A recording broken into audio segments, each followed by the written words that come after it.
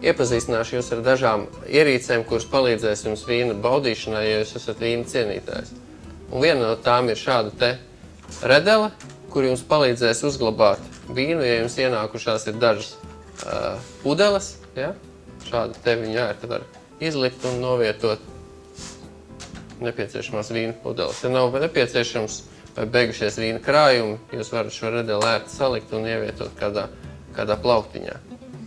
Viens no veiksmīgiem vīna baudīšanas elementiem ir piemērota vīna temperatūra, un lai to kontrolētu, ir šādi te termometri pieejami, ja, kurš īpaši ērts ir šāds te, kuru novietojot uz vīna pudeles.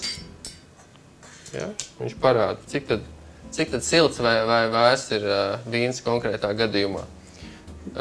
Šis varbūt ir mazāk ērts, ja, jo jums ir jāatver vīna pudeli pirms uzzināt viņas temperatūru, bet jūs tikpat labi viņu varat ievietot leduskapī un izmērīt, cik tad temperatūra jūsu leduskapī, lai zinātu, cik attiecīgi silts vai vēss ir jūsu vīns.